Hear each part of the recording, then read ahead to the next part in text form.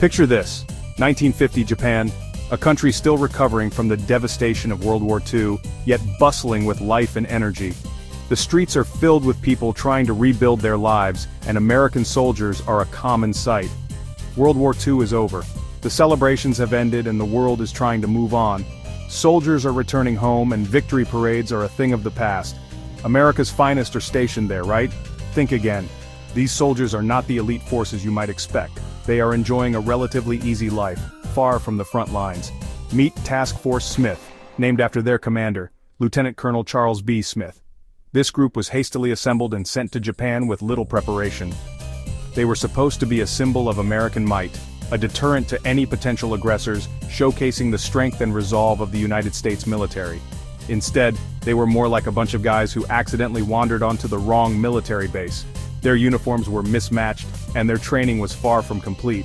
These lads were living the good life. Sun, sand, and absolutely no idea that they were about to be shipped off to a real-life war. They spent their days playing sports and relaxing on the beach. See, nobody told them Korea was about to kick off.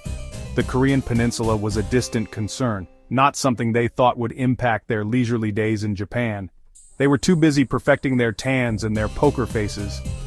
The idea of being thrust into a conflict was the furthest thing from their minds.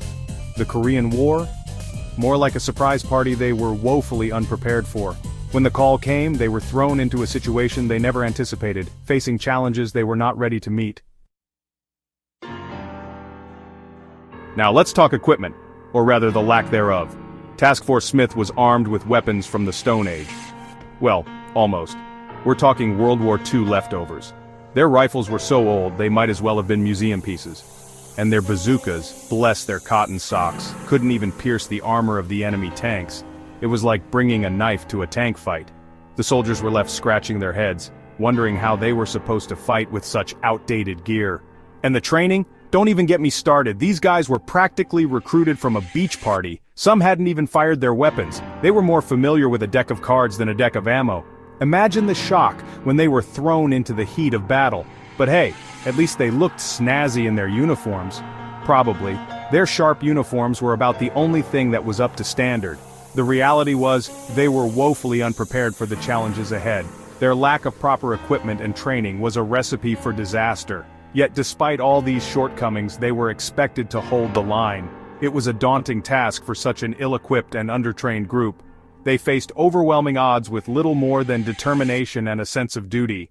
Their story is a testament to the human spirit in the face of adversity. So while their equipment was lacking, their courage was not. And that in the end made all the difference.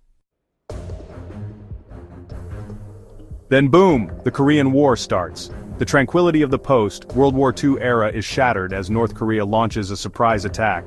North Korea decides to spice things up a bit, crossing the 38th parallel like it's a red carpet. Their forces move swiftly, catching everyone off guard. Suddenly, Task Force Smith's beach vacation is over. These soldiers, who were enjoying some downtime, are now thrust into the chaos of war. They're rushed to Korea faster than you can say kimchi. With barely any time to prepare, they scramble to get their gear and head to the front lines. Talk about a rude awakening. These young men, many of whom have never seen combat, are now facing a formidable enemy. Their mission? Stop the North Korean advance. No problem, right? But the reality is far more daunting than they could have imagined.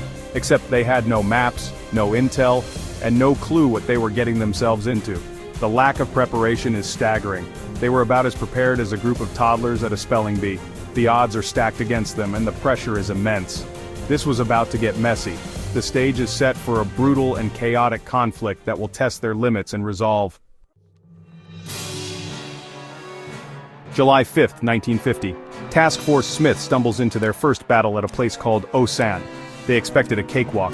Instead, they got a full-blown Korean barbecue, and they were on the menu. The North Koreans rolled in with Soviet T-34 tanks. Remember those bazookas? Yeah, useless. They put up a fight, bless their souls. But it was like a chihuahua barking at a tank. They were outgunned, outmanned, and frankly out of their depth.